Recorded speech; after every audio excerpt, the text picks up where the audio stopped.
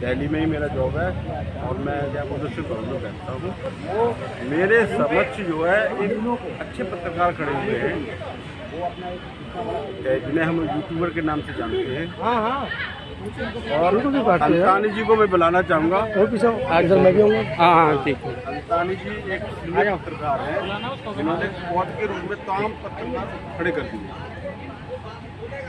तो मैं इनसे कुछ छोटे से 2-3 क्वेश्चन करना चाहूँगा जो सार्वगर्भित हो। तो मैं सीधा कुछ न बोलते हुए मैं सबसे पहले सीनियर पत्रकार के पास जाता हूँ, अंतानी जी के पास। अंतानी जी, आप हमें ऐसा सारगर्भित काव्य के रूप में शब्दों को दें जो हम कर्म में ढाल लें तो एक और दूसरी कड़ी हो जाए। तो मैं ये जानना चाहता हूँ कि कैसे संभव है। सबसे पहले तो मैं आपका धन्यवाद अदा करूंगा कि सरकारी नौकरी में रहते हुए आप समाज की आवाज़ को अपने कैमरे के माध्यम से जन जन तक पहुँचा रहे हैं। राजेंद्र जी, बहुत बहुत साधुवाद, धन्यवाद आपका। जैसा कि आपने सवाल पूछा कि हम समाज को कैसे आगे पहुंचाएं, उसकी दिशा को चेंज करें, मतलब पत्रकार की फोटो और जनरेट हो। जी। देखिए, मेरा उद्देश्य मात्र पत्रकारिता कर यूट्यूब से पैसे कमाने का नहीं है। अगर मुझे ऐसा करना होता तो मैं मंदिरों की, भगवानों की, दुनिया भर की वीडियोस दिखाता, कोई डांस का चैनल खोल लेता, किसी लड़की से डांस करवाता और लाखों रुपए महीने के आराम से कमाता।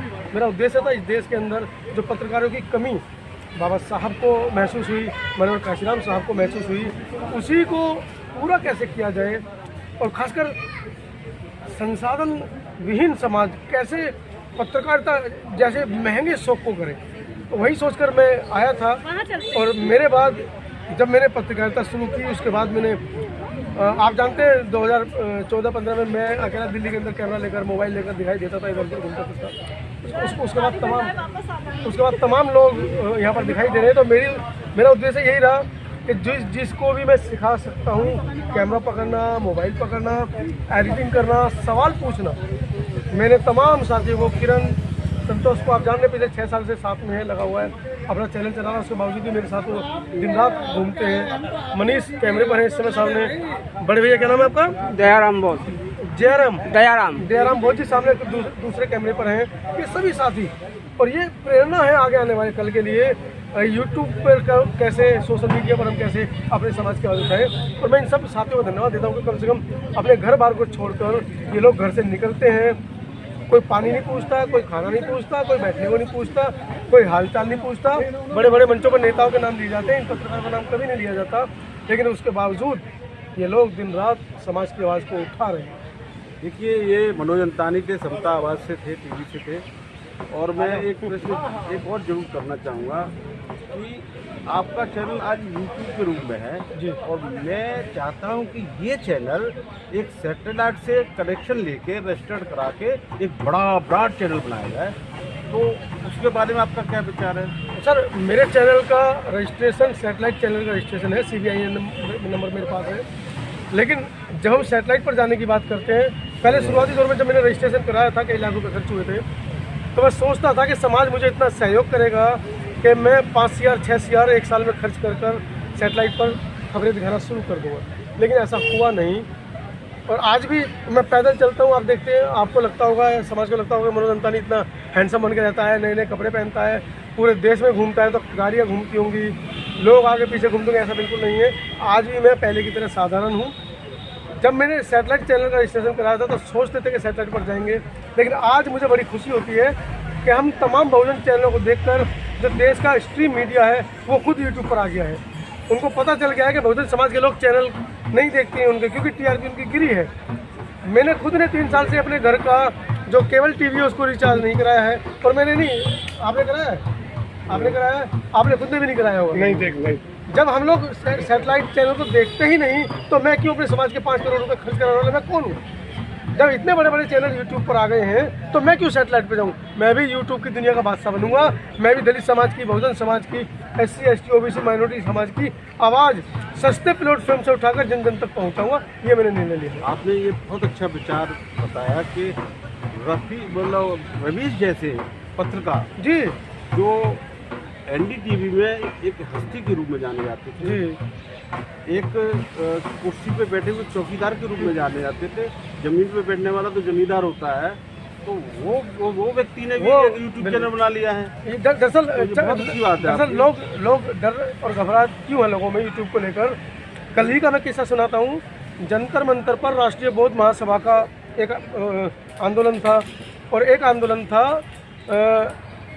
अभिषेक जाटव की तरफ से बहुजन जागो मार्च, उसका समापन था। और जब उसकी समाप्ति हुई तो सैकड़ों की संख्या में सीआरपीएफ के जवान, दिल्ली पुलिस के जवानों ने सीटियां बजानी शुरू कर दी और गधे घोड़ों की तरह बहुजन समाज को वहाँ से खदेड़ा। वो रिपोर्टिंग मैंने अपने चैनल पर लगाई, आप लोग भी देखिएगा किस तरीके से सीटी बजाते रहे और ये इस तरीके से खदेड़ रहे थे। वो मंजर आज से पहले मैंने कभी जंतर मंतर पर नहीं देखा कि इनका आंदोलन। अरे हमारा समाज तो वैसे शांति प्रिय समाज है, अपनी आवाज़ सरकार के कानों तक पहुंचाने के लिए गया था, तो ठीक है। तो उस वीडियो के अंत में आप सुनेंगे एक पुलिसकर्मी जिसके डबल स्टार थे, जब मैं शूट कर रहा था, नीलम बोध का मैं इंटरव्यू ले रहा था कि नीलम जी पुलिस वाले ऐसा क्यों कर रहे हैं, तो पीछे से बोला, अरे मैं इन सब ऐसे पत्रकारों को सबको जानता हूँ, फर्जी पत्रकार है। ये वीडियो में आ रहा है। अब आप सोचिए, जब दिल्ली पुलिस का अधिकारी एक पत्रकार को फर्जी पत्रकार बोल रहा है, तो आप सोचिए हमारे समाज का जो छोटे तबके का लोग है, जो थाने के अंदर, चौकी के अंदर घुसने से भी डरता है, तो पत्रकार का नाम क्यों सम्मान चलेगा हमारा। लेकिन फिर भी मैं धन्यवाद करता हूँ जैसे लोगों का कि जो हमारे जैसे लोगों की आवाज़ को जन जन तक पहुँचा रहे हैं, उठा रहे हैं। बहुत बहुत धन्यवाद। आप लोग सहयोग भी कर रहे हैं। मेरे साथ काव्य बहुत है, इनसे भी आप पूछ सकते हैं। धन्यवाद। मैं सीधे काव्या जी के पास चलता हूँ। इनका नागवंशी टीवी चैनल है। मैं इनसे एक ही प्रश्न करना चाहूँगा कि आपके दिमाग में ये सोच कहाँ से आई कि मुझे समाज की आवाज़ को और यूट्यूब चैनल के द्वारा उठानी चाहिए, ऐसा क्यों सोचा आपने? मैंने ये चीज़ इसलिए सोची कि मैंने देखा लोग मतलब जो जागरूक होने चाहिए वो जागरूक नहीं थे, और कई लोग ऐसे थे कि दिखाते हैं कि हम अम्बेडकरवादी हैं, लेकिन घर में जाओ उनके माता पिता सबकी फ़ोटो रखी होती है। तो मैंने सोचा कि अगर इस तरीके से मैं आगे बढ़ूँगी तो मेरी जैसी और भी लड़कियाँ हैं, वो भी आगे आएंगी निकल के अपने समाज की आवाज़ उठाने के लिए। तो कई लड़कियां हैं और इसमें मेरे साथ देने के लिए कई सारी लड़कियां आ रही हैं, आज के टाइम में आगे बढ़ती ही जा रही हैं यानी कि। और ये आवाज़ उठाने की जो बाबा साहब ने शुरुआत की थी, कि बाबा साहब को जो आज कहते हैं बाबा साहब ने हमारे लिए ये किया, बस वो बाबा साहब की बातें करते, लेकिन बाबा साहब ने जो कहा कि मुझे मत पूछो, किताबें पढ़ो लिखो, लेकिन वो उन चीज़ों को छोड़कर बाबा साहब की पूजा करने लगे हैं। तो इन चीज़ों से निकालने के लिए हम लोगों ने ये यूट्यूब का माध्यम। क्या आप कभी ग्रामीण अंचल में भी जाके उन गरीबों की आवाज़ उठाते हैं? नहीं उठाते? यहाँ तो बाबा साहब के जानने वाले सारे लोग थे, प्यार से जानते हैं, उन्हीं में आकर के उनकी वाइट को लेते हैं। ये आवाज़ आपको ग्रामीण अंचल में मल्ल बस्ती में उठानी चाहिए, नहीं उठानी चाहिए? सर जहाँ मेरे को लगता है कि मुझे यहाँ जाना चाहिए, मैं वहाँ जाती हूँ और वहाँ उन लोगों की आवाज़ उठाती हूँ। तो मेरा कहने का तात्पर्य है कि बहुत अच्छी बात है, आप समाज की बात करना चाहते हैं और बहुत छोटी सी एज में करना चाहते हैं, आगे बढ़ के बहुत अच्छे पत्रकार बनेंगे, अच्छी बात है। लेकिन मैं भी चाहता हूँ, आपसे सिर्फ ये चाहता हूँ कि बाबा साहब ने एक ही शब्द कहा था, शिक्षा वो शेरनी का दूध है जो पिएगा। तो मैं ये चाहता हूँ कि आपने ग्रेजुएट हैं, आप पोस्ट ग्रेजुएट हो, आगे भी और डिग्रियाँ हैं, उसको भी इसी गति से लेके चले जिस गति से आप समाज की सेवा कर रही हैं, तो कितना अच्छा रहेगा आपके शब्दों में। मैं चाहती हूँ आगे पढ़ना, लेकिन थोड़ी प्रॉब्लम हो गई थी, जैसे कि फाइनेंशियली प्रॉब्लम। एक्चुअली मेरे फादर नहीं है, तो मैं खुद घर से निकली। अब मैं घर से निकली तो थोड़ी प्रॉब्लम बनी कि भी कि मैं पढ़ूंगी तो आगे पैसे भी लगेंगे, और जब समाज हमारा वैसे ही नहीं देता तो मेरे को देगा क्या पढ़ने के लिए। हाँ जी, बात सही है आपकी, ठीक है, लेकिन ऐसा नहीं है, समाज को पूरा दोष नहीं देना चाहिए। कुछ हमारे अंदर भी प्रतिभा ऐसी होनी चाहिए कि किसी की जेब से पैसा आसानी से निकलवा सके, और प्रतिभा है आपके अंदर, मैं देख रहा हूँ। एक्चुअली होता क्या है कि सोने की पहचान सुनार ही जानता है, पुरानी कहावत है, लेकिन ये बात सही है। कभी आप अपने अंदर झांक के देखिएगा, आपके अंदर है, खुद आप अपने को बदलिएगा तो सामाजिक परिवर्तन अपने आप हो जाएगा। चलिए सर, जो आपने कहा जरूर करेंगे प्रयास। और वो है शिक्षा। इसके साथ साथ मैं अब संतोष जी के पास जाता हूँ। संतोष जी, आप आवाज़ इंडिया से हैं? आवाज़ भारत से। आवाज़ भारत से है। बहुत बहुत साधुवाद। बहुत अच्छे पत्रकार हैं, छोटी सी उम्र में इन्होंने पत्रकारिता की थी। तो मेरा आपसे एक प्रश्न है कि आपको की शिक्षा कितनी है? मैं ड्यू से ग्रेजुएट हूँ और मास्टर डिग्री में कर रहा था इग्नू से, पॉलिटिकल साइंस से, तो वो मुझे रोकना पड़ा। और अभी मैं अपियर हूँ, मैं MJ master master of journalism. मेरा लास्ट सेमेस्टर है, दिसंबर में मेरा एग्ज़ाम होने वाला है उसका, तो मैं वो मतलब MA की डिग्री भी प्राप्त कर लूँगा। उसके बाद मेरी एक ख्वाहिश है कि मैं आगे PhD करूँ। और डिग्री आपकी कब कंप्लीट हो रही है? दिसंबर में हो जाएगा अगर एग्ज़ाम मास कम्युनिकेशन को मास्टर डिग्री। तो आप अपनी शिक्षा से संतुष्ट हैं? नहीं, शिक्षा अगर लिया जाए तो देखा जाए तो शिक्षा की कोई अंत नहीं है। अब बाबा साहब भी लास्ट दम तक उन्होंने वो पढ़ते थे और लास्ट तक वो कहते कि मेरी शिक्षा अभी भी बहुत कम है।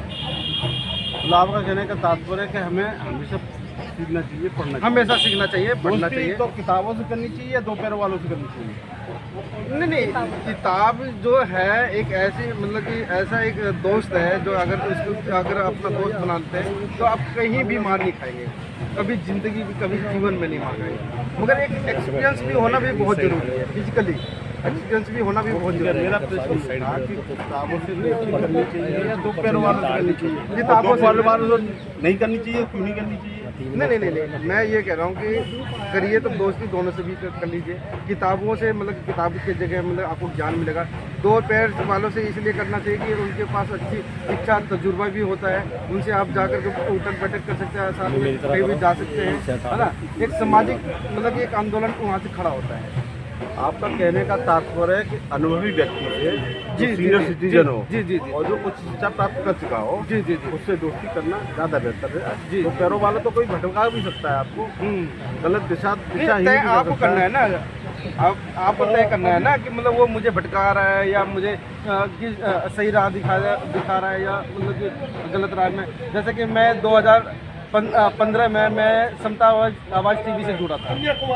समता आवाज़ TV में जुड़ने का मतलब मेरा ये नहीं था कि मतलब कि ये मुझे गलत दिशा में या मुझे उसमें, मैं अच्छे दिशा में जाने के लिए चाहता था कि मैं कोई एक संगठन भी मैं जुड़ सकता था। उस संगठन के तहत मैं कोई पद लेकर मैं काम कर सकता था। मैं मीडिया इसलिए चुना, बहुजन मीडिया, कि मुझे हर जगह जा कर के मुझे अपने लोगों की जो समस्याएं हैं, सबसे बढ़िया प्लेटफॉर्म है मीडिया। मैं आज भी जाता रहता हूँ समता आवाज़ TV के माध्यम से। मैं झारखंड, बिहार, पूर्वांचल और भी बहुत सारे अन्य को मतलब स्टेट में मैं गया और ज़्यादातर मैं गांव की ओर मैंने अपना रुख किया। अच्छा, बहुत अच्छा लगा। जो समस्याएं हैं उनकी मैंने आपने बहुत अच्छा बताया, बहुत अच्छी बात है। और मैं तो तथागत रूप से एक ही प्रे करूँगा कि आप इस क्षेत्र में जब कूद पड़े हैं तो इस क्षेत्र में बहुत सी चीज़ मिलेगी। सांपनाथ भी मिलेंगे, नागनाथ भी मिलेंगे और बिच्छू भी मिलेगा। जी। अरे प्रेजेंट में है, आप समझ सकते हो, समझ लेना। सांपनाथ कौन है, नागनाथ कौन है, बिच्छू तैयार हो गया है दिल्ली के अंदर। तो हमें इनसे बच करके अपने समाज की बात को रखना, ये सबसे बड़ी उच्च कोटि का निर्णय है। देखिए ना, वो है ना कि सच्चाई की बात रख रहे थे, दिखा रहे थे, चले गए जेल के अंदर। इसी के साथ जो जहाँ तक मेरी आवाज़ पहुँच रही है, मैं सभी से एक ही बात कहूँगा कि शिक्षा बहुत ज़रूरी है जीवन में और उसको प्राप्त करते रहिएगा जब तक जीवन है तब तक। इसी के साथ मैं अपने शब्दों को यहीं पे विराम देता हूँ। जय भीम, जय भारत, जय संविधान। जय भीम, जय भारत, जय संविधान।